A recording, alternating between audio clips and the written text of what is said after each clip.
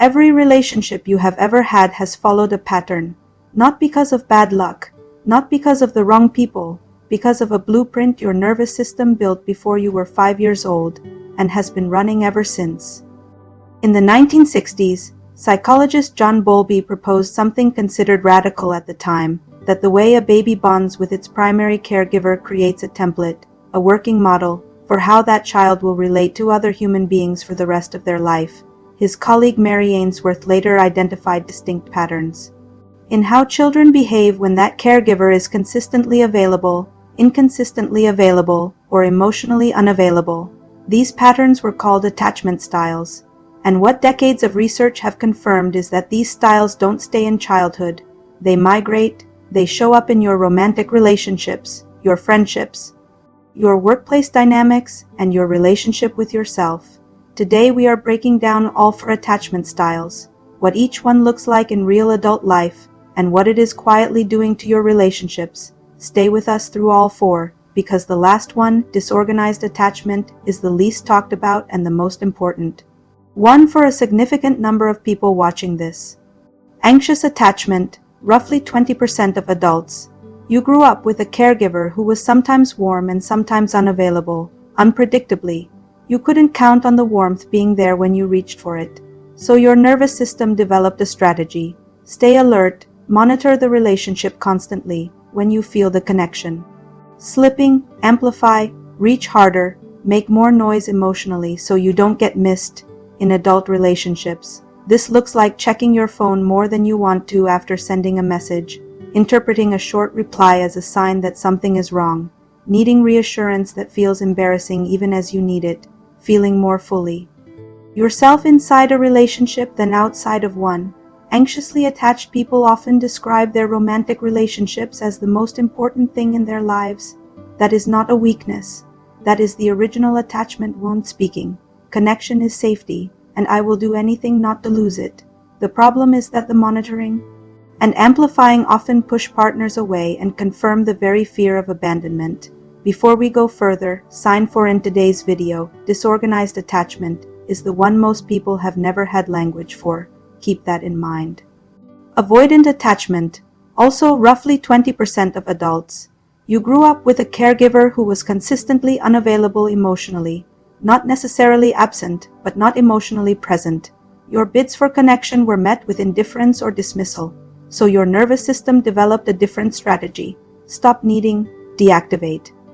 The attachment system learned to rely only on yourself because other people are unreliable. In adult relationships, avoidant attachment looks like a strong pull toward independence that can feel like suffocation when someone gets too close. Difficulty expressing emotional needs, not because you don't have them, but because expressing them doesn't feel safe, feeling most yourself when you have plenty of space, pulling back right at the moment of genuine closeness. Avoidant people are often labeled as emotionally unavailable or cold. This is deeply unfair. They are people whose attachment system learned to protect itself through deactivation. They often feel things very deeply. They have simply been trained not to show it and not to reach toward others when they do. Secure attachment, about 60% of adults, and attainable for everyone. Secure attachment develops when a caregiver is consistently emotionally available. Not perfect, perfectly attuned caregiving doesn't exist, but consistent enough that the child learned, if I reach for connection, it will generally be there in adult life.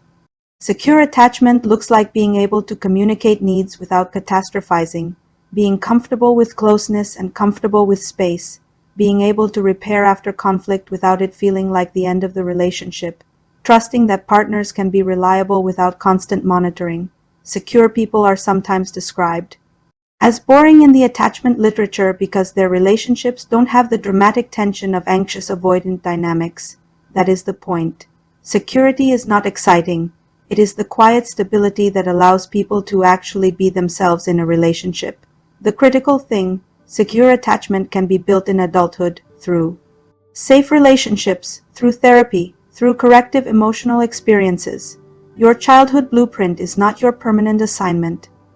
The one we said we would get to, the least talked about, and for a significant number of people watching this, the most important, disorganized attachment, also called fearful avoidant, perhaps 5 to 10% of adults, though likely underdiagnosed. This style develops when the primary caregiver is both a source of comfort and a source of fear. The person you needed to go to for safety was sometimes the source of the threat. This creates an impossible bind for a child's nervous system.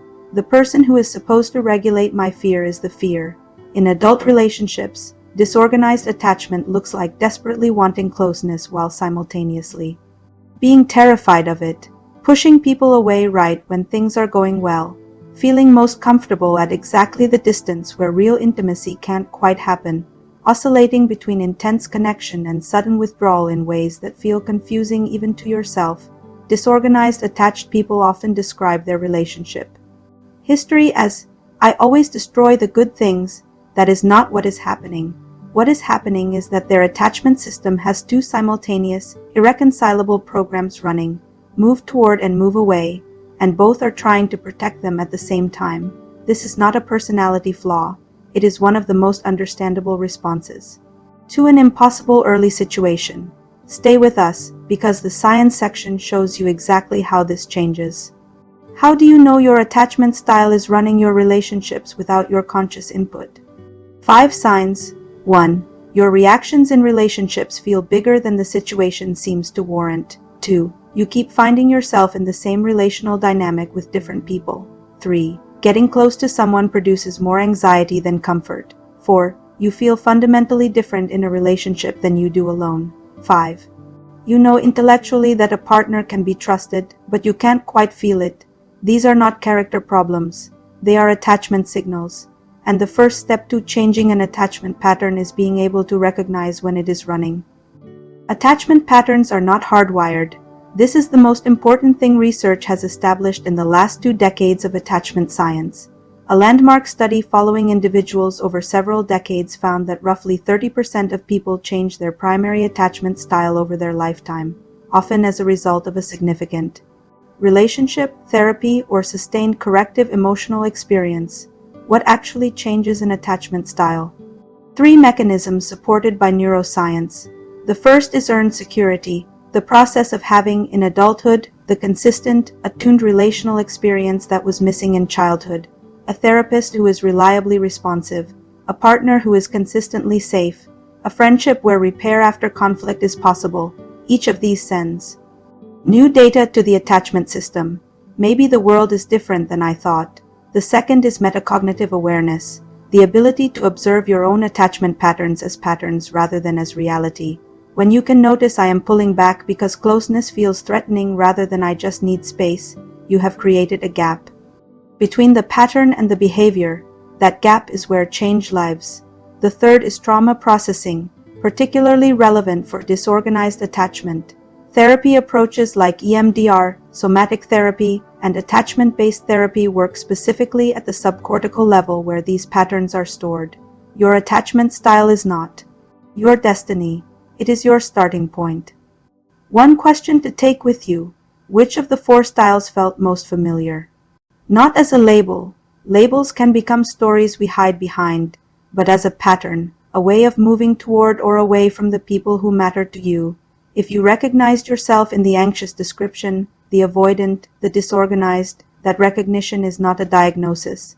It is the beginning of something useful, because you cannot change what you cannot see, and you just saw something.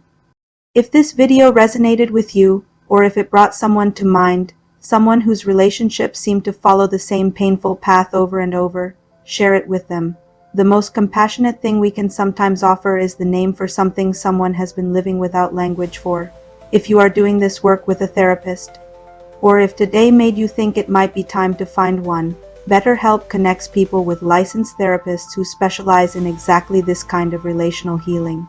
The link is in the description. Take care of yourself, and we will see you in the next one.